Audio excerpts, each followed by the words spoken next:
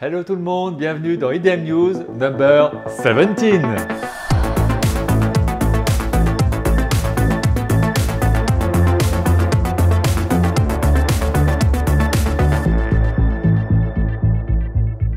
Nous avons dépassé les 200 jours de fermeture. Et oui, 200 jours, quel drame! Mais pour ces 200 jours, je voulais un invité spécial. Qui dit spécial dit Michal. Et donc, l'invité d'aujourd'hui, je suis très content, c'est Michal. Salut Michal. Salut Stéphane, ça va? Merci d'être venu. Je suis très content, moi aussi. Michal, vous le savez, vous le reconnaissez bien évidemment, vous l'avez connu il y a 18 ans, en 2003 dans la Starac. Oh, Dieu. Ouais, ça y est, c'est la majorité. Ah oui, oui, exactement, ça fait un enfant qui devient majeur, c'est extraordinaire. Un enfant qui... D'ailleurs, en parlant d'enfant, tu as commencé à chanter très jeune, vers tes 8 ans, c'est ça? Oui, alors je pense que le moment, et là attention, ce sera séquence émotion, le moment vraiment où j'ai plongé dans ce monde artistique, c'est quand j'ai perdu ma maman à 10 ans. Et c'est vrai que, bien évidemment, c'est un drame dans ma vie, mais c'est aussi quelque chose qui m'a poussé vers cette expression artistique. Ouais. Et je pense que ça y est pour quelque chose. Ça y est pour quelque chose. Ouais. Et justement, en parlant un peu de famille, tu n'es pas le seul maintenant finalement à être dans la chanson, puisque ton frère aussi, ton petit frère chante. Mon petit frère qui a 25 ans aujourd'hui aussi, ça me donne toujours un petit coup de vieux. Je me souviens comme c'était hier quand il est né. C'est un très grand artiste. Il cartonne en Pologne. Ah oui, oui, on l'appelle Justin Bieber polonais et j'en suis très fier. Il a fait The Voice, c'est ça? Non, il a juré dans The Voice Kids. Ouais, carrément. Ouais. Donc il a sa petite team. Il est coach. Ouais. Je ne connais pas. Ouais, il est coach là depuis quelques années. Il a commencé sa carrière sur Internet en faisant des reprises sur YouTube et ça cartonnait. Voilà, c'est une autre époque. Hein. C'est vrai que. C'est toi qui l'as inspiré ou vous êtes rentré Alors, sans aucune prétention, j'ai l'impression que oui. Ouais. Et finalement, là, il fait son chemin. Ouais. J'en suis très fier. Il travaille très dur et c'est vraiment super. Bon, en fait, pour rappeler un peu, c'est que tu étais à la Sorbonne quand tu faisais des études de lettres et de… Exactement. C'est ça? Je suis venu en France en 2002 pour continuer mes études et pour rentrer à la Sorbonne, j'ai étudié lettres modernes et sciences du langage.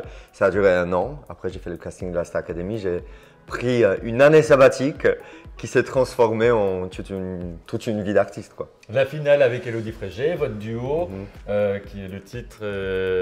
Viens jusqu'à moi. Viens jusqu'à moi, c'est ça. Oui. Ensuite, les tournées, les singles, les albums. Tu as aussi changé à un moment donné radicalement de son, plus électro. Oui. J'ai sorti 2 albums avec Universal.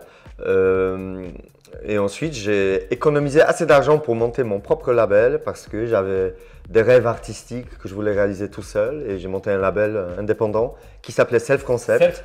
Exactement. Exact. Et c'est aussi le nom de scène que j'ai adopté pour quelques années afin de sortir un album indépendant en anglais entièrement influencé par la musique des années 80, par la New Wave, des sons un peu plus sombres.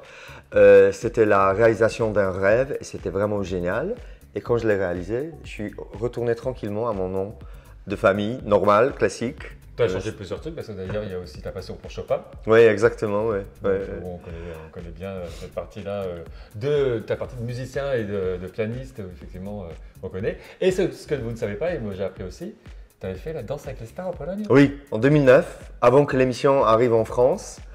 On m'a proposé ça en Pologne et j'hésitais beaucoup parce que c'était un concept qui était inconnu ici et je me suis dit, oh là, où est-ce que je mets les pieds? Littéralement les pieds. Et finalement, c'était une des plus belles aventures de ma vie. Après la Starac, bien évidemment. Un grand danseur? Non, je pense pas. Mais ça s'est bien passé. Demi-finale quand même. Oui, mais grand danseur, non. Pour ceux qui suivent IDM News, on se rappelle que nous avons eu un petit échange en visio. Oui, en confinement, voilà, bien sûr, c'était génial.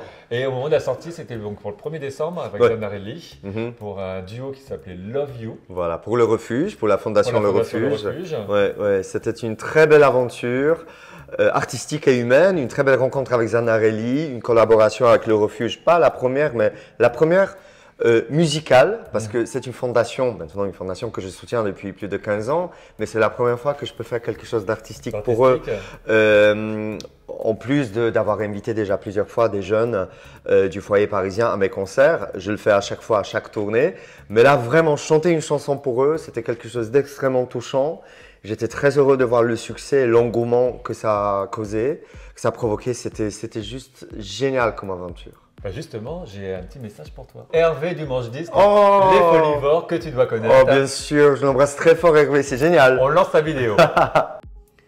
Salut Michal, bah écoute, ça me fait plaisir d'envoyer cette petite vidéo avec tous les souvenirs qu'on a pu partager ensemble. C'est une belle amitié déjà depuis quelques années. On s'est rencontrés la première fois lors d'une soirée que j'avais organisée au Bain-Douche pour une soirée spéciale Dépêche Mode où tu avais eu la gentillesse de venir jouer du piano et chanter une chanson. Voilà, ensuite tu es venu gentiment également chanter à mon anniversaire, ça m'avait beaucoup touché. Voilà, je te suis depuis un moment et puis c'est quelqu'un que j'aime beaucoup, que j'apprécie beaucoup, donc voilà, je te souhaite encore plein de bonnes choses artistiquement. Je sais qu'en ce moment ça se passe plutôt bien pour toi et bien pourvu que ça dure. En tout cas, j'ai hâte de te revoir et puis je t'embrasse fort, à bientôt. Ah, c'est génial. Voilà, donc Hervé voulait faire un petit message. Et ça me touche c'est pour ça que je t'ai énormément. parlé de la communauté LGBT, parce Ouais. qu'effectivement, en fait, tu es quand même un peu important pour c'est quand même un ami aussi. Hervé, Ça me donc, touche beaucoup, vraiment. donc, Hervé, c'est quelqu'un que j'adore. En plus, nous avons exactement les mêmes références musicales. C'est ça oui. ce qui nous a beaucoup approchés aussi à la base. C'est quelqu'un que j'adore et que j'embrasse très très fort. Merci, merci mon Hervé, merci. Toujours au niveau collaboration avec Zanarelli, tu en as fait une dernièrement Oui, avec Sarah Copper, oui. un collectif, vous êtes 6, Ouais. pour dénoncer à peu près un peu ce qui se passe actuellement au niveau des artistes Oui. et autres que les artistes, parce qu'on dit artistes, mais aussi elle pense aussi à tous ceux qui sont derrière, hein, tous ceux Bien qui sûr. travaillent avec vous. Et c'est une très belle chanson. Et justement, Ouais, ça s'appelle L'Artriste. hashtag l'artiste. Exactement. Alors, Sarah Copper, c'est une chanteuse que j'admire énormément, une chanteuse de gospel à la base. D'ailleurs, on en parlera tout à l'heure, mais elle chante dans la nouvelle version de l'Orange. Et c'est un petit peu à l'occasion de la préparation de l'Orange qu'elle m'a parlé de son projet L'Artriste, qui parle donc du rôle de l'artiste de nos jours. C'est vrai qu'on vit quelque chose d'impensable. On n'aurait jamais imaginé se retrouver dans cette situation où les artistes ne peuvent plus monter sur scène, ne peuvent plus s'exprimer. Donc, comme tu as dit, les artistes, mais aussi les techniciens et tout le monde du spectacle qui est endormi, qui est triste, qui est malheureux et qui en manque de tout ça, ce qui était vital pour nous. Moi, j'ai réalisé j'ai beaucoup de chance parce que ça fait quelques années que j'enseigne aussi, je suis prof de piano et coach vocal. Et aujourd'hui, dans les temps de cette crise sanitaire, c'est un petit peu ma connexion à la musique. Mes élèves sont ma connexion et c'est très beau. Ça ne me remplace pas ce que je peux vivre sur scène et ce partage que je peux avoir avec mon public. Donc cette chanson, elle parle de ça. C'est un projet très touchant, un clip très touchant. Vraiment, découvrez-le si jamais ce n'est pas encore le si cas. tu veux bien, Sarah a un petit message. Salut Stéphane, salut Michal. Merci beaucoup Stéphane de me recevoir dans ton émission aujourd'hui pour parler du morceau Hashtag l'Artriste. Alors ce morceau il est né d'un texte que j'ai écrit de façon viscérale en janvier 2021 à la suite d'une prise de conscience sur la situation urgente de centaines de milliers de professionnels qui sont aujourd'hui privés d'activités, de perspectives mais fondamentalement surtout de fonctions au sein de la société depuis plus d'1 an. Et ça a un impact à plusieurs niveaux, évidemment financier comme on le sait, et puis surtout sur une période assez étalée, mais aussi un impact psychologique important et ça, il fallait en parler. Voilà, donc c'est cette urgence d'en parler qui nous a réunis à nouveau, Bertrand Lusignan et moi. C'est lui qui a composé et arrangé ce morceau. Et puis ensuite, on a fait un clip avec Zephyr Studio pour mettre tout cela en images. Et il nous a semblé évident que c'était une collégiale, donc nous avons appelé très naturellement mes tout proches amis qui sont Michal, Vicente, Pierre Darmon, OP et Safi. Voilà, ce sont des personnes que j'aime, ce sont des artistes et des chanteurs exceptionnels, c'était juste évident. Voilà, donc nous sommes l'instrument, nous sommes les instruments de ce message, mais il aurait pu être chanté et repris par tout le monde, par des artistes, par des restaurateurs, par des étudiants. Voilà, il concerne toutes ces personnes-là, tous ces oubliés de la crise dont nous on voulait parler. Et il est urgent, il est essentiel d'en parler aujourd'hui et je te remercie Stéphane d'y contribuer en passant le message à travers ton émission. Merci beaucoup. Encore, nous les artistes, derrière vos écrans de verre, comme des pantins équilibristes, attendant la fin de l'hiver. Dans les tribunes surveillées, chanter tout l'été. Mais le cœur vibre quand il est libre. Pas dans des cages numérisées. Merci Sarah. Oh, merci Sarah, je l'adore. Merci beaucoup. Gros bisous. Donc effectivement, comme elle l'explique, en fait, c'est voilà, c'est hashtag artiste, mais c'est effectivement toutes les professions qui tournent autour de ça. Oui, bien qui sûr. se retrouvent, Et tout à l'heure, juste avant le message de Sarah, pour lequel je te remercie encore une fois, je te parlais de ce manque. Elle parle des dommages carrément psychologiques qu'on peut avoir, parce qu'effectivement, quand on est coupé comme ça de ce moteur, en fait, parce que la scène, c'est le moteur des artistes, comme la cuisine, c'est le moteur des restaurateurs. Et effectivement, il y a cette tristesse qui s'installe, et j'imagine des états dépressifs et ce manque qui est terrible. Bon, d'un autre côté, tout le monde n'a pas l'occasion, la chance comme toi d'avoir des élèves. Oui, c'est vrai, et je leur dis ça tous les jours. Ça donne beaucoup de joie parce que souvent on a vu des lives où tu poses des trucs où justement tu es trop content de les avoir. Ouais. Et il y a des rapports vraiment affectifs avec eux et ça c'est très important. J'ai cette chance de travailler avec des jeunes artistes, petits, grands, parce que vraiment mon plus petit élève il a 5 ans, la plus âgée elle doit avoir 65 ans et il joue, il chante et il me donne tellement de bonheur. Vraiment je les remercie, merci beaucoup. Dans ton actualité, la reprise de l'Orange, parce qu'effectivement à la Starac on l'a connu, à Qui a volé l'Orange, la reprise de Gilbert Bécaud, et tu sais que j'adore Gilbert Bécaud. Oui, je sais. J'espère que tu aimes bien cette nouvelle version. Oui, les deux versions, parce qu'il y a la... Et ça s'arrête pas là. Ah, il y en aura plusieurs encore? Oui. Tu sais, normalement cette année, tout comme l'année dernière, j'étais censé être en tournée avec mon spectacle Mon Académie, etc. C'est le spectacle où je voulais... Tu étais fin prêt au mois de novembre. Mais ça fait longtemps que je suis prêt. Ah là, je suis plus prêt. Là, il va falloir que je répète à nouveau. Tu vas pouvoir rajouter aussi quelques versions. Oui, de toute façon, le spectacle maintenant, il va falloir que je le retravaille parce que j'ai pas envie de présenter quelque chose que j'ai préparé il y a 2 ans, tu vois. Il était censé débuter le 25 avril 2020, il y a 1 an. Donc, bien évidemment, il va falloir que je le retravaille. Mais pourquoi j'en parle? C'est parce que, à un moment donné, j'ai réalisé que vraiment, je ne pourrais pas le faire aussitôt. Et j'avais quand même envie de faire patienter les gens et de leur montrer que j'étais là, que je pensais à eux. Et leur peut-être dévoiler un petit extrait de ce spectacle et faire quelque chose que je peux faire, c'est-à-dire sortir une chanson. Il y a les 20 ans de la Starac qu'on fête aussi cette année, en 2021, donc on fait beaucoup d'émissions, beaucoup d'interviews. Et les chanteurs associés à cette émission, on est pas mal sollicités justement cette année. Je me suis dit, il faut en profiter, il faut sortir la nouvelle version de l'Orange, parce que c'est maintenant ou jamais. On avait vu ton teaser d'ailleurs cet hiver, justement le teaser de la tournée. Mon Académie et moi, c'est ça? Mon Académie, etc. Ouais. Mais moi, j'y suis aussi. Donc. Et je me suis posé la question si sur l'Orange, l'idée t'est pas revenue justement quand cet été tu es descendu dans le sud et que tu l'as chanté. Oui. C'était, je ne sais plus où c'était exactement. Oui, c'était à Aix-en-Provence et c'était.